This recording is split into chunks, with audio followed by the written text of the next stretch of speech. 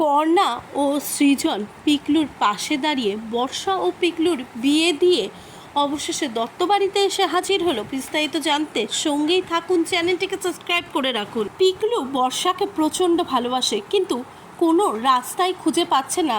পিকলু বর্ষাকে বারে বারে বলেছে যে তুই আগের মতো না, আমি ভুল করব না, তোকে আমি আবারও নতুন জীবন দেব বর্ষা।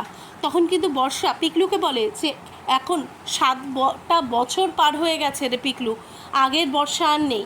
এই কথা শুনে পিকলুর মন খারাপ হয়ে যায়। ওইদিকে পিকলু দেখে যে বর্ষার এতটা অসম্মান, সব কিছুই কিন্তু চোখের আড়াল হয়নি পিকলুর।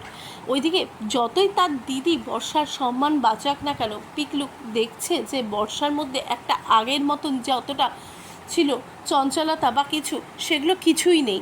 বর্ষা যেন কেমন হয়ে গেছে। আর এরপরে পিকলু বর্ষাকে আবারও বলে যে বর্ষাকে সে বিয়ে করবে। এরপরেই যখন এই কথাটা পর্ণার কানে যায়, পর্ণা অবাক হয়ে যায় যে পিকলু বেশি দিন চেনে না বর্ষাকে, তাহলে কি করে আবার নতুনভাবে এই সম্পর্ক শুরু করবে। ওইদিকে বাড়িতে কাকিমাও রয়েছে, কাকিমাকে মেনে নেবে বর্ষার এইগুলো?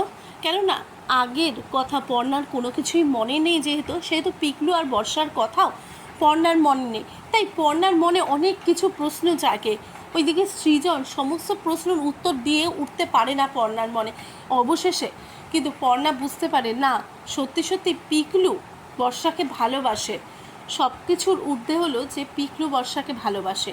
এরপরে কিন্তু পর্ণা পিকলুর সাথে কথা বলে অবশেষে বাড়ির কারো কোনো কথা না জানিয়ে কিন্তু সৃজনের সাথে কথা বলে অবশেষে পিকলু এবং বর্ষার বিয়েটা দিয়ে দেয়। আর এরপরে তারা দত্তবাড়িতে নিয়ে এসে হাজির হয়। এরপরে কি হতে চলেছে, তাহলে পিকলু আর বর্ষাকে বিয়ের সাজে দেখে আর বিবাহিত দেখে বর্ষাকে, তাহলে কি বর্ষার মা প্রচণ্ড রেগে যাবে পর্ণা পিকলুর ওপরে, এমনকি বর্ষাকেও প্রচণ্ডভাবে আঘাত করবে তার কথায়? কি হতে চলেছে?